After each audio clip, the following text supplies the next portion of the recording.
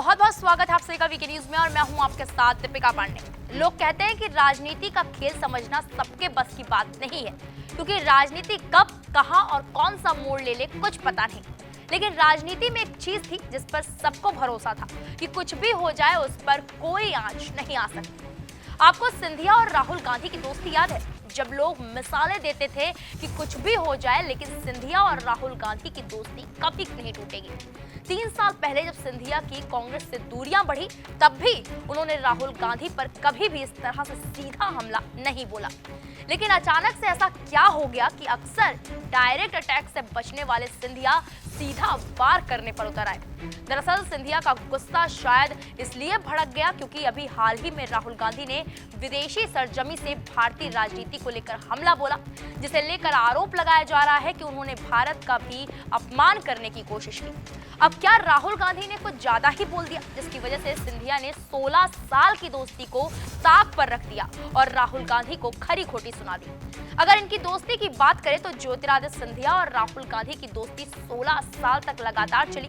जब मार्च 2020 में केंद्रीय मंत्री ज्योतिरादित्य सिंधिया कांग्रेस से किनारा कर रहे थे, उस समय राहुल गांधी ने ये बयान दिया था, ज्योतिरादित्य सिंधिया एक ऐसे शख्स हैं जो कभी भी मेरे घर आ सकते हैं, उनके लिए हमेशा मेरे घर का दरवाजा खुला रहता है। इस बयान से भी दोनों की नजदीकियां साफ हो जाती हैं। जब राहुल गांधी और सिंधिया लोकसभा में जाते थे, उस समय दोनों ही करीबी कुर्सी पर बैठते थे।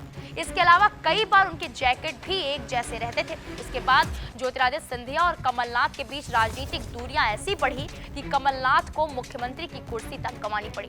10 मार्च 2020 को ज्योतिरादित्य सिंधिया ने अपने 19 समर्थक विधायकों के साथ कांग्रेस से इस्तीफा दिया। उसके बाद उन्होंने विधायकों के साथ भारतीय जनता पार्टी की सदस्यता ले ली। 3 साल तक कभी ऐसा मौका नहीं आया जब केंद्रीय मंत्री ज्योतिरादित्य सिंधिया ने सीधे राहुल गांधी की जिम्मेदारी तय कर दी हो। लेकिन नागालैंड, त्रिपुरा और मेघालय के चुनाव परिणाम को लेकर ज्योतिरादित्य सिंधिया ने राहुल गांधी की जिम्मेदारी तय कर दी, उन्हें हार का जिम्मेदार ठहरा दिया। ये तक कह दिया आने वाले भविष्य में कांग्रेस का अस्तित्व बचेगा या नहीं कहा नहीं जा सकता। ज्योतिरादित्य सिंधिया ने कहा, लोग प्रधानमंत्री नरेंद्र मोदी, गृह मंत्री अमित शाह और बीजेपी के राष्ट्रीय अध्यक्ष जेपी नड्डा के समावेशी सोच की सरकार में विश्वास जता रहे हैं। मोदी सरकार समग्र विकास की सरकार है और अंत्योदय के लक्ष्य को लेकर आगे बढ़ रही है। कश्मीर से कन्याकुमारी और गुजरात से अरुणाचल प्रदेश तक सरकार इस समावेशी विचारधारा को आगे रखकर बढ़ रही है। इसी के चलते चुनावी नतीजे बीजेपी के पक्ष में ही आ रहे हैं। जनता लगातार बीजेपी में अपने विश्वास को मजबूत करती जा रही है। वहीं राहुल गांधी के बदले लुक पर भी सिंधिया ने बड़ा बयान दिया है, आइए सुनवाते हैं। अब देखिए, लुक और परिचय की बात मैं नहीं करूंगा। मैं यही कहूंगा कि जो नतीजे आज आ रहे हैं तीनों राज्य के चुनाव में, वो स्पष्ट हो गया है कि कांग्रेस का क्या लुक बाकी है।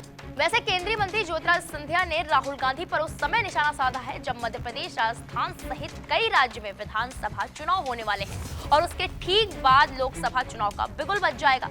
इस समय राहुल गांधी पर सीधा हमला बोलना कांग्रेस के लिए एक चुनौती भी साबित हो सकता है। सिंधिया के सीधे अटैक पर आपकी क्या राय है, हमें कमेंट बॉक्स में जाकर जरूर बताएं। बाकी बड़ी खबरों की आप देखते रहें वीके न्यूज। नमस्कार। वीके न्यूज, राष्ट्र के नाम।